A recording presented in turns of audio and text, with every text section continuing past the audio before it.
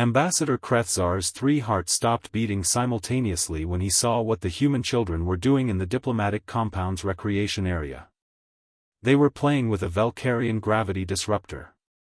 "Stop them," he shrieked, his translator barely keeping up with his panic. Someone stop them immediately. The human ambassador, Jennifer Okoye, looked up from her data pad with mild concern. "Stop who? The kids? The children have acquired a Class 9 restricted weapon." Krethzar was already backing away, his species' instinct for self-preservation overriding diplomatic protocol. "That device can collapse matter at the molecular level. It has ended wars. Destroyed fleets." Jennifer squinted at the playground, where her daughter and 5 other human children were tossing a silver disc back and forth, laughing as it wobbled in midair. "Oh, you mean the frisbee?" "Frisbee?" Krethzar's translator struggled with the word. "That is a Valkyrian gravity disruptor. It manipulates gravitational fields in a 6-meter radius. In the wrong hands." "It's a toy," Jennifer interrupted calmly.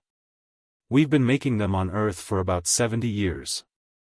Kids throw them at the beach."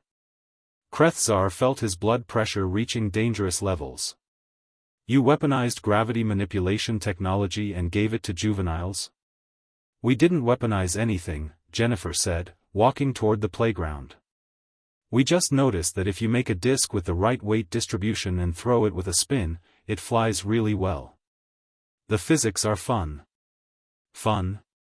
Krethzar watched in horror as a young human, couldn't be more than 8 cycles old, hurled the disc with enough force to make it hover and curve through the air. "Your species discovered gravitational field manipulation and thought it was fun?" By now, other alien diplomats had gathered, their security details forming nervous perimeters. High Chancellor Vexnor of the Seftari Collective had gone pale, no easy feat for a species with translucent skin. "Ambassador Okoye," Vexnor said carefully, "the Valkyrian disruptor took our greatest scientists 400 years to develop. It requires 17 rare elements and precision engineering at the quantum level. You're telling me humans have been mass-producing these as recreational items?" Jennifer picked up the frisbee as a child handed it to her. "This? It's just molded plastic. Costs about 5 credits. We make millions of them." "Plastic?" Krethzar whispered. "Show me the power core." "There is no power core," Jennifer said, offering him the disc. "It's unpowered. You just throw it." The gathered aliens stared at the simple plastic disc. No energy source. No computational matrix. No exotic matter containment field. Just a curved piece of polymer. "Impossible," Vexnor breathed. "The mathematics alone are pretty basic once you account for angular momentum and aerodynamic lift," Jennifer finished. "We teach it in secondary school physics."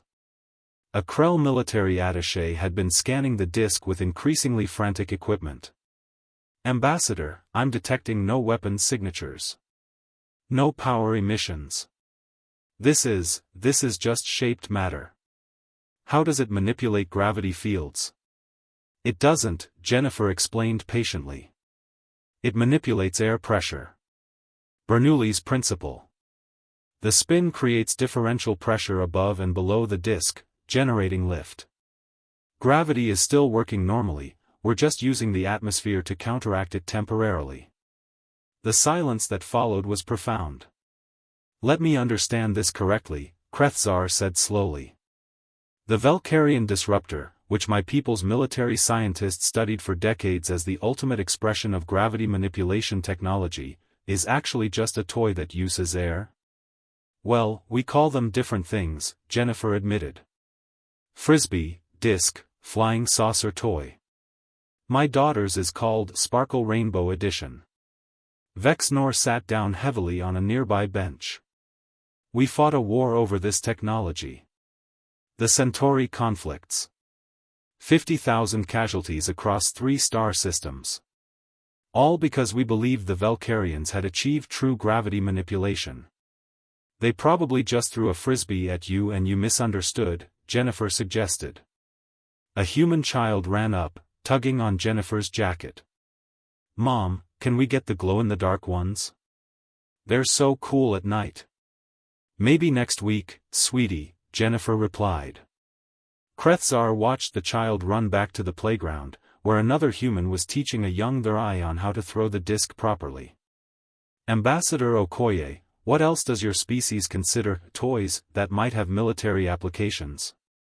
Jennifer thought for a moment. Well, there are boomerangs, those come back to you. Water balloons use pressure dynamics. Oh, and bottle rockets use basic propulsion principles. Kids build those in their garages. Bottle rockets, Krethzar repeated weakly. Propulsion technology. In garages. Sure. You just need some plastic bottles, vinegar, and baking soda. The chemical reaction creates. Please stop, Vexnor interrupted. Just, please stop talking. Jennifer shrugged and returned to her data pad. Behind her, 6 human children continued playing with what the galaxy had classified as a superweapon, their laughter echoing across the compound. Krethzar pulled up his communicator with trembling appendages. Defensive command? Yes, it's Ambassador Krethzar. I need you to downgrade the Velkarian disruptor from Class 9 threat status. Immediately. A pause. Why? Because the humans have been giving them to their children for 70 years. No, I'm not joking. No, I haven't been drinking. Just, update the files. And start a new category. He watched a human child successfully throw the disc through a narrow gap between 2 trees. Category, things humans think are toys but we thought were weapons. It was going to be a very long list.